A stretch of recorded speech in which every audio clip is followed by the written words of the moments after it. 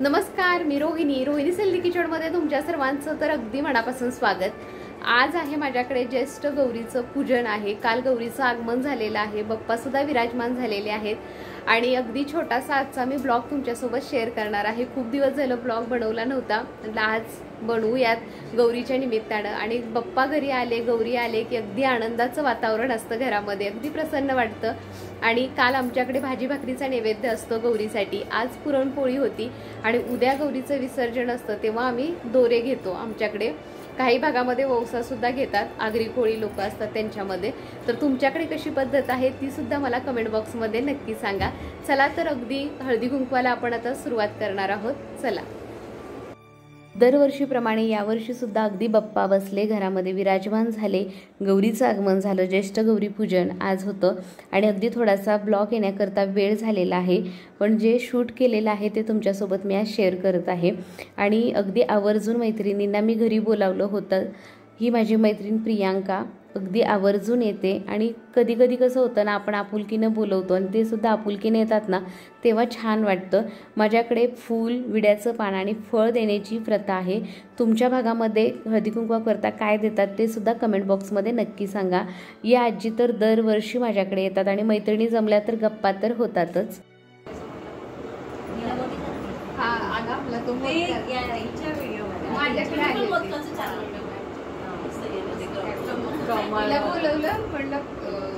तिला येतात ना तशी बोलत। सर्व बायका एकत्र जमलो ना की अगदी वेगवेगळे विषय निघतात, आपल्या विषयांना नॉनस्टॉपच असतो ना।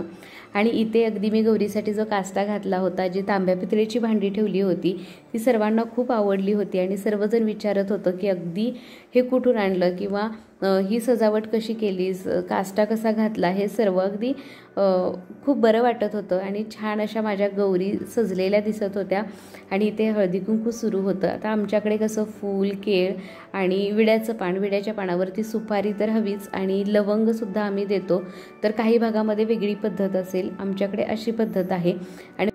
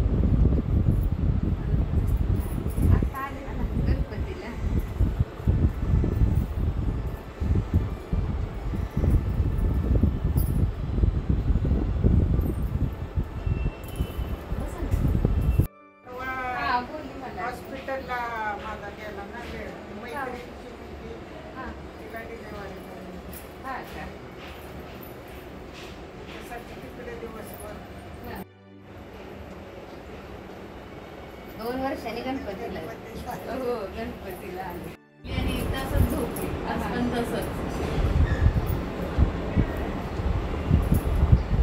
हा व्हिडिओ घेतला, मला ते ट्राय करायचं वाती।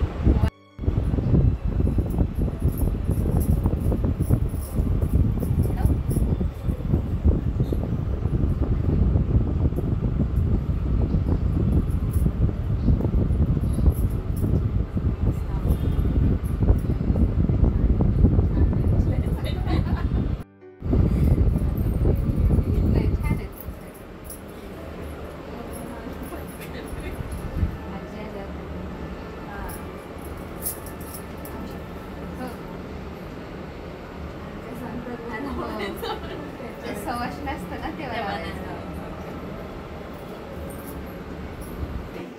रेसिपीच मीच करते।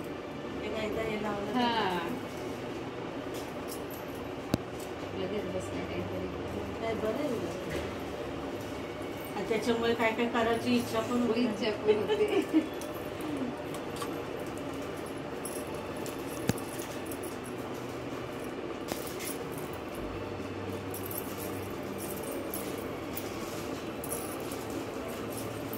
इथे सर्व हळदी कुंकू झालेलं आहे आणि आता आम्ही फुगडी खेळणार आहोत, ते सुद्धा तुमच्यासोबत शेअर करते. करा करा ना, हा करा, अरे करा.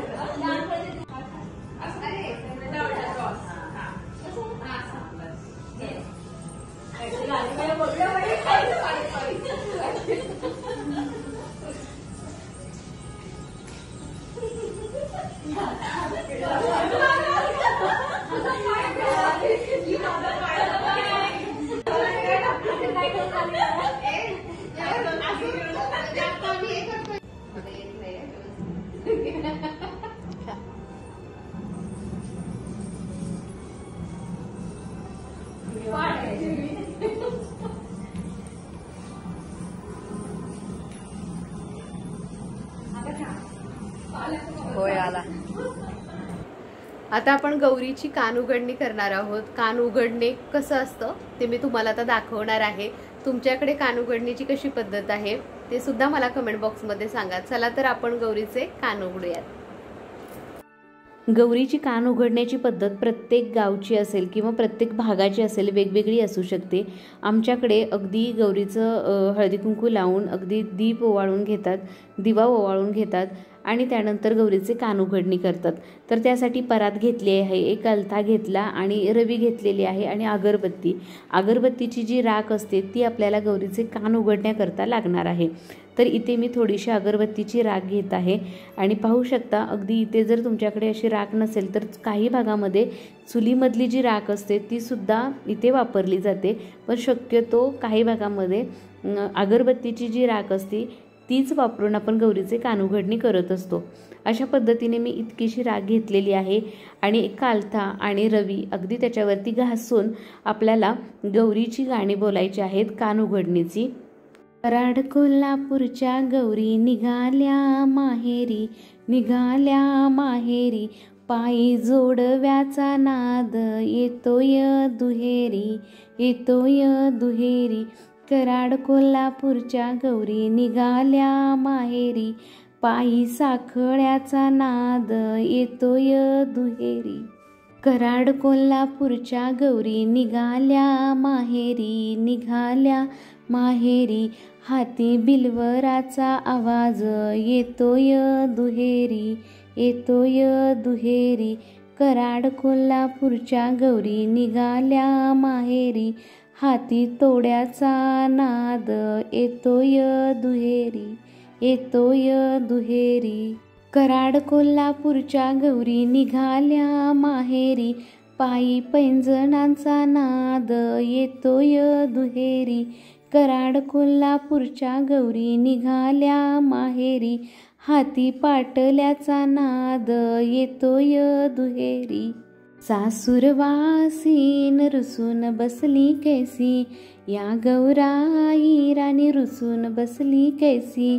सासू गेली समजावयाला, चल चल सुनबाई आपल्या घराला. अर्ध राज्य देते तुम्हाला, अर्ध राज्य नको मला, मी नाही यायची आपल्या घराला. सासूरवासीन रुसून बसली कैसी, सासूरवासीन रुसून बसली कैसी. सासरा गेला समजावयाला, चला चला सुनबाई आपल्या घराला. साखल्याचा जोड देतो तुम्हाला, साखल्याचा जोड नको मला, मी नाही यायची तुमच्या घराला. सासूरवासीन रुसून बसली कैसी, सासूरवासीन रुसून बसली कैसी. पती गेला समजावयाला, चल ग राणी आपल्या घराला. लाल चाबूक देतो तुला, लाल चाबूक नको मला, आताच येते तुमच्या घराला. सासूरवासीन रुसून बसली कैसी, सासूरवासीन रुसून बसली कैसी. अशा प्रकारे अगदी गौरीची कानउघडणीची गाणी आहेत आणि अगदी थोडीफार येत होती ती मी तुमच्यासोबत शेअर केलेली आहेत. आणि अशा पद्धतीने ते आपण आता गौरीच्या डोक्यावरती पदर घातलेला आहे आणि जे आपण परातीवरती आपण घासत होतो रवी आणि ते त्यांनीच अगदी ती राख अशी लावून घ्यायची आहे गौरीच्या कानामध्ये आणि अगदी अशा पद्धतीने गौरीचे कान उघडणी केलेली आहे। अगदी जागरण असतं रात्रभर आणि दुसऱ्या दिवशी सकाळी गौरीचे दोरे घेतले जातात, गौरीचं विसर्जन असतं। तर त्याची सुद्धा तयारी मी तुम्हाला दाखवत आहे, याच ब्लॉगमध्ये आपण पाहणार आहोत।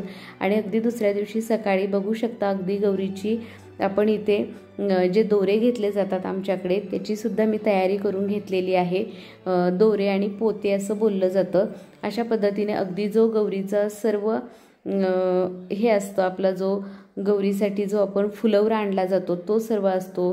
दुर्वा असतात, विड्याचं पान, फुलं असतात, नंतर वेलची असती, लवंग, बदाम असतात, खोबरं असतं, नाणं असतं, अजून काही भरपूर असतं आणि ते सर्व घेऊन आपल्याला ते दोरे बांधायचे असतात। अगदी 5 ते 6 सुवासिनी बायकांना बोलवायचं आणि अगदी नेहमीप्रमाणे माझ्याकडे ज्या येतात त्यांनाच मी बोलावलेलं आहे। या माझे नणंद आहेत त्यासुद्धा आलेल्या आहेत आणि अगदी आम्ही सर्वांनी अशा पद्धतीने गौरीचे दोरेसुद्धा घेतलेले आहेत। तो सुद्धा अगदी छोटासा व्हिडिओ आहे, तो तुमच्यासोबत आज मी शेअर करत आहे। आणि अगदी अशा पद्धतीने गौरीचे मुकुट अगदी हळूवारपणे काढून घ्यायचे आहेत आणि ते आमच्याकडे सुपामध्ये ठेवलं जातं आणि इथे मी सुपामध्ये ठेवलेले आहेत। आमच्याकडे देवसुद्धा सुपामध्ये ठेवतात जेव्हा दोरे घेतले जातात गौरीचे तेव्हा। आणि अशा पद्धतीने मी अगदी हळूवारपणे मुकुट काढून घेत आहे। गौरीचे दोरे घेण्याची सुद्धा अगदी वेगवेगळी पद्धत आहे, प्रत्येकाच्या गावामध्ये किंवा प्रत्येक भागामध्ये वेगवेगळी पद्धत असू शकते। आता आमच्याकडे कसं इथे आपल्याकडे फ्लॅट सिस्टममध्ये अगदी ताजी जी पानं फुलं असतात ती मिळत नाहीत, तर अशा पद्धतीने जो फुलवरा असतो तोच मी आता वापरणार आहे। आणि अशा पद्धतीने आम्ही सुपामध्ये गौरीचे मुकुट इथे काढून घेतलेले आहेत आणि अगदी छोटीशी सुद्धा गवर आहे माझ्याकडे, अगदी छान अशी आहे। मी ती दरवर्षी बसवते आणि छान वाटतं। काही भागामध्ये शंकरोबा सुद्धा ठेवला जातो, म्हणजे मुलगी आणि मुलगा असं सुद्धा ठेवलं जातं आणि मी अशी छोटीशी एक गौरीसुद्धा माझ्या गौरींसोबत ठेवत असते आणि अगदी छान वाटतं, दिसताना सुद्धा छान आकर्षक असं वाटत असतं। आता इथे जे आपल्याला ओटी भरण्याकरता जे पीस येतात त्याच्यामधलाच आपल्याला गौरीच्या डोक्यावरती मुकुट असतात त्याच्यावरती आपण पीस घालणार आहोत, तो तसाच ठेवायचा नाही, म्हणजे जे गौरीचे मुकुट असतात ते तसेच ठेवायचे नाहीत। अशा पद्धतीने त्याच्यावरती त्यांच्या डोक्यावरती कोणता तरी कपडा ठेवायचा आहे, आपण पीस इथे ठेवलेला आहे आणि अशी पद्धत आहे आमची। अशा पद्धतीने इथे आम्ही 5 बायका बसलो होतो आणि अगदी दोरे आणि पोते अशा पद्धतीने हे बांधलं जातं आणि प्रत्येक दोऱ्याला गाठ मारून त्याच्यामध्ये दुर्वा असतील किंवा विड्याचं पान असेल, नाणं असेल, खारीक, खोबरं, वेलची, लवंग, बदाम असं सर्व, त्यानंतर तुळशीपत्र, दुर्वा असतात, हे सर्व आपण एकत्र घेणार आहोत आणि प्रत्येकीनं 9 त्याच्या गाठी बांधायच्या आहेत। कोणी 7 बांधतं, कोणी 9 किंवा 11 अशी पद्धत आहे। आणि अगदी इथे 5 दोरे आमच्याकडे असतात आणि 2 पोती असतात, तर ते एकमेकाला पोती जोडून घ्यायचे असतात।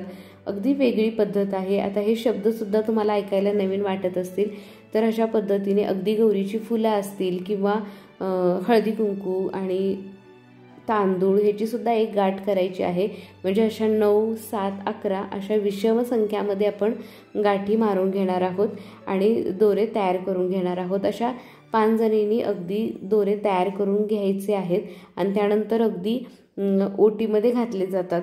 आता ज्यांच्या घरच्या गौरी आहेत त्यांच्या ओटीमध्ये घातले जातात।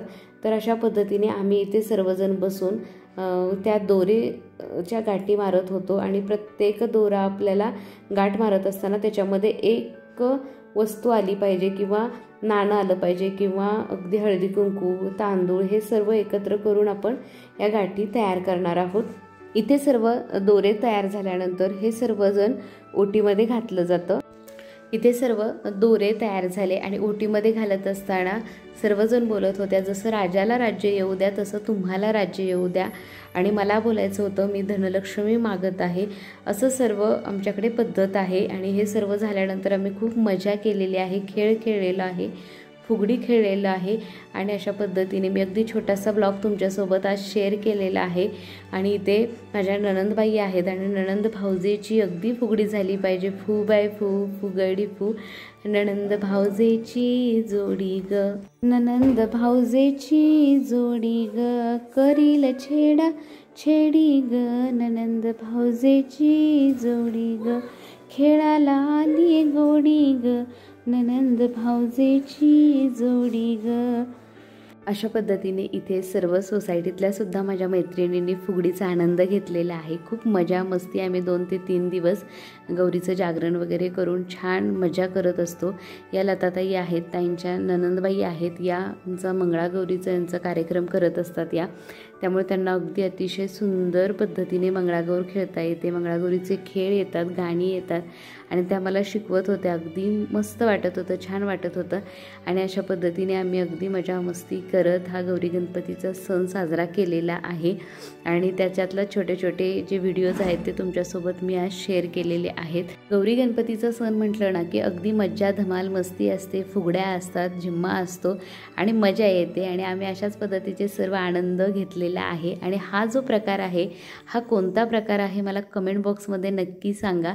अगदी मजा आली हा सुद्धा खेळ खेळताना आणि देवर त्याच्या आत्यासोबत एक तरी दरवर्षी फुगडी खेळतो आणि खूप आम्हाला मजा धमाल मस्ती येते। अशा पद्धतीने आनंदाने आम्ही गणपती गौरीचा सण साजरा केलेला आहे। आजचा ब्लॉग तुम्हाला कसा वाटला? अगदी गौरीचं हळदी कुंकू माझ्याकडे होतं, तो ब्लॉग तुम्हाला आवडला असेल तर लगेचच कमेंट बॉक्समध्ये मला सांगा। तुमच्याकडे कशी पद्धत आहे ते सुद्धा तुम्ही सांगू शकता आणि आवडला असेल तर लाईक कमेंट शेअर करायला विसरू नका। आणि जर रोहिणीज हेल्दी किचनवरती नवीन असाल तर लगेचच रोहिणीज हेल्दी किचनला सबस्क्राईब करा, म्हणजे माझ्या छान छान व्हिडिओज आणि रेसिपीज तुम्हाला बघायला मिळतील। तोपर्यंत सर्वांनी स्वस्त रहा, मस्त रहा, खुश रहा। पुन्हा भेटू, धन्यवाद।